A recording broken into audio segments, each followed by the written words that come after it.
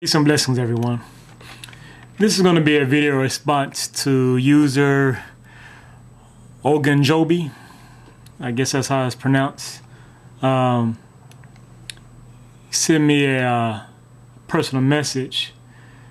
Not certain which video he'll watch, but his message goes as such. Sup, brother? What do you mean get rid of capitalism? People are greedy. If you give everyone the same resources, people will still hoard. So you want a corrupt government to give everyone handouts? What in the world? Please clarify why you are anti-capitalism.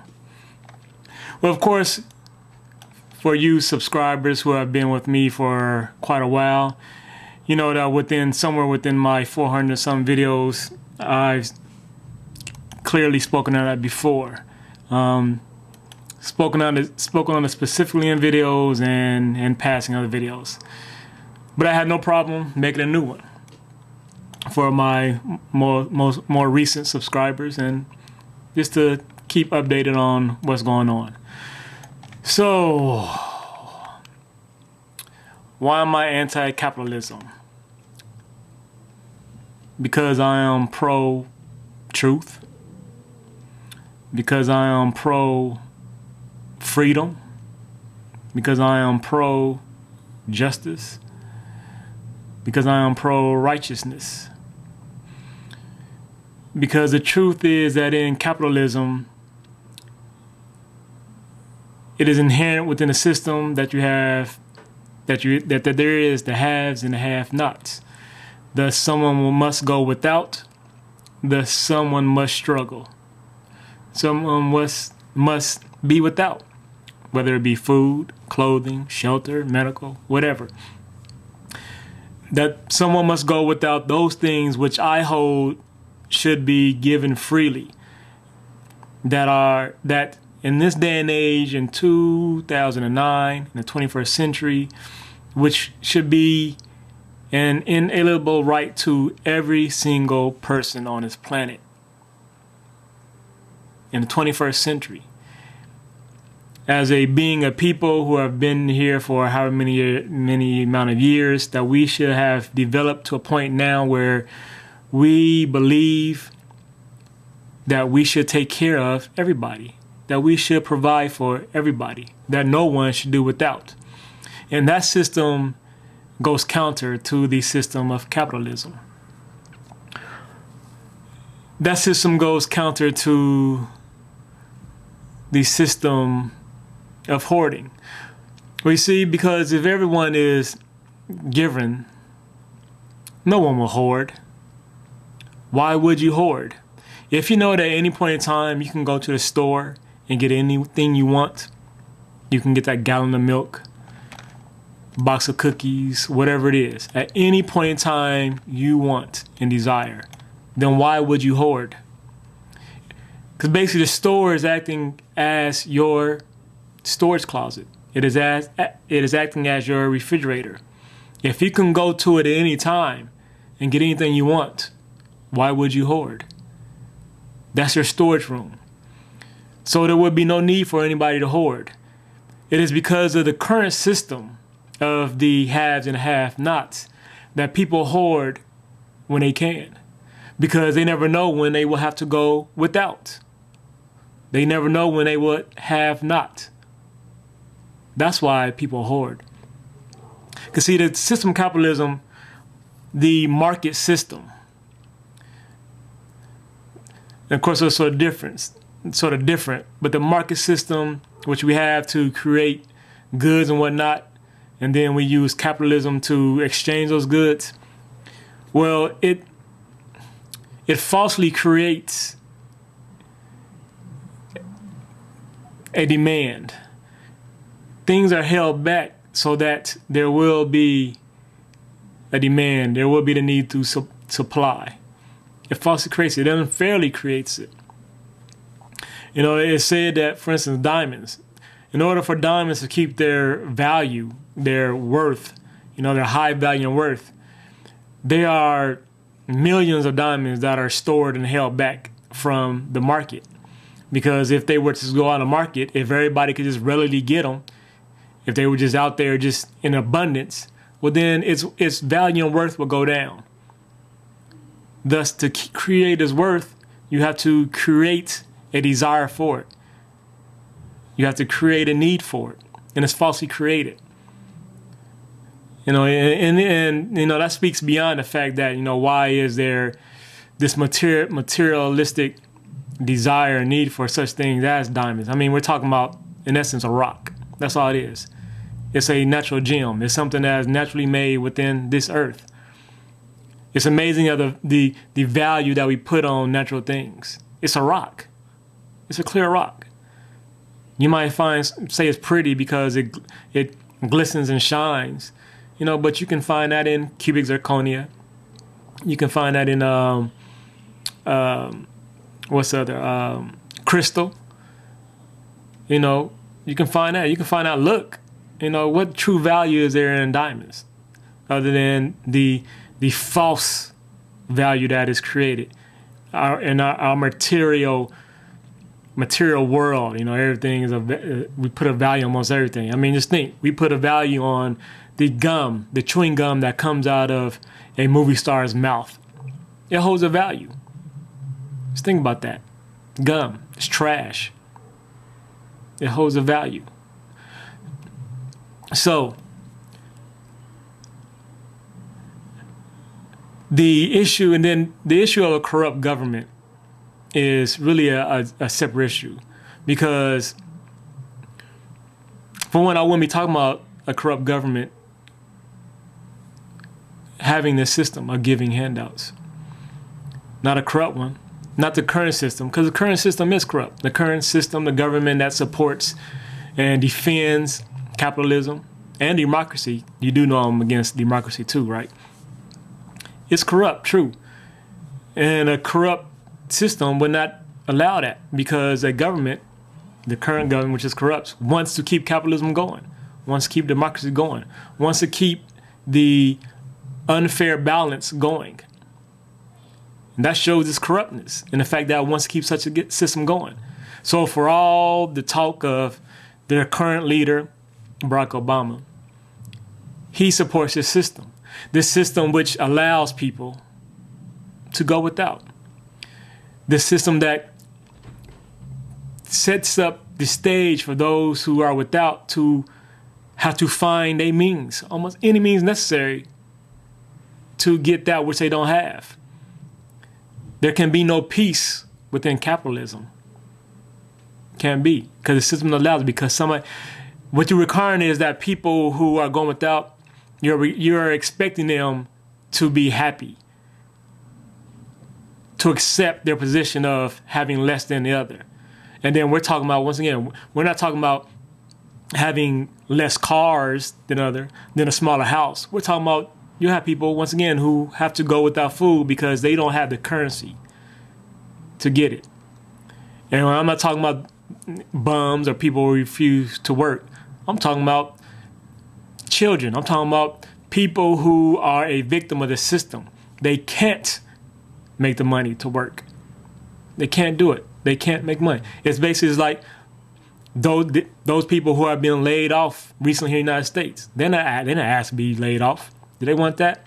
But no, that's a result of a capitalist system, because it has to adjust. It has to try to balance it out for the haves and the have-nots. It has to make somebody have not. It has to make somebody not have a job in order to balance out. It's unjust. So with the coming of the new system, we'll also bring about a new government, a just government, a righteous government, a government that is ran by truth, a government that's ran by belief, and a government that's ran by love. Truth, of course, being the most important thing, the God that current governments serve. And I'm referencing a video, the last video I just put up, about nations serving their gods. If everybody's God was truth, then I believe we would come to this conclusion. If everybody's God was a trinity, of which I put forth, the truth, belief, and love, then I believe it would change all things. So along with changing that, it would change the system.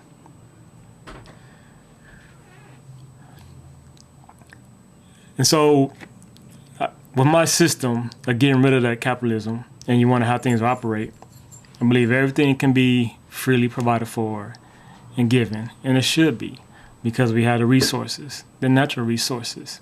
We have enough resources for everyone to be provided for.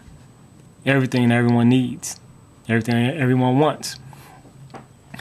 But we still keep the government system because we need structure. We need people to guide others. Then this government will stay in place to guide others in truth and belief and love, and will provide everything you need, and almost everything you want. And what would you truly want when you can have anything that you need and desire? You only want those things that you may hold some semi-important. And I believe the things that you hold important would change when it could be there given to you. And so people will argue and say, well, how will we advance if nobody has to work? Well, in a way, you don't have to work, and in a way, you do. Because, of course, we know we need to keep civilization going, in a way, keep advancing. And I believe we will want to do that as a race of beings. But the way we could have this continue is that the government would hold drafts. Everyone would have to serve their time in the government. So whatever profession you have, whatever career path you take, you have to serve the government, for 3, 4, 5 years, whatnot. Everyone has to serve, whether you be an architect, a painter, engineer, whatever it is. You will serve your time serving the government. That's, the structures, the buildings, the houses, they will still be built. The technology will still advance because we will still have scientists. Scientists would do their time for the government, and then they would leave out, and they could continue, doing their own thing. I don't know if it'd be a private sector or whatnot, but they will always get the help to continue with their own endeavors provided for by the government, because ultimately the help that they receive, they can give back to the government, to the people, and to the world. And if they decide to pursue something else, if somebody wants to make a career change, well, then they will be provided the means too, whether they need to go to school or whatever it is. They will be provided this by the government. School will cost nothing. You want to go to school? Then you go to school, because there will be professors. First of all, there will be plenty of people in all professions who, by their very nature, are pulled to that profession. You will still have people who want to sing. You still have singers. There are still people who want to there are people out there who love to work with their hands. They'll still want to be farmers. Some people just want to do things by their very nature. It's just the way they're born. So you will have those. And then once again, you have those who are drafted by the government in a profession. So, like I said, that person want to go to school, there will be professors, because there will be professors who serve the government to teach people. They serve their time, they go out, and someone else is drafted in. So we're always trying to move forward, but we are moving forward in a more just way. Because right now it's not just, it's not fair, and it's not righteous. It's all a fight, it's a game. We're all just trying to survive. It's unbalanced, and it does us no good in the end. Another lie that's told within this current system of capitalism, because you think if everyone tells their child that, you can be whatever you want, that is a lie, correct? Because every child can't be a billionaire. It can't be, because it is not allowed in the system. The capitalist system does not allow it. Because if everyone was a billionaire, then everyone will have. Capitalism doesn't work that way. It works on the haves and the have-nots, supply and demand. So the best that parent can tell their child is, all they can really tell their child is, and more truth than anything, is that they might have a chance or opportunity, but how big is that chance? How slim is it?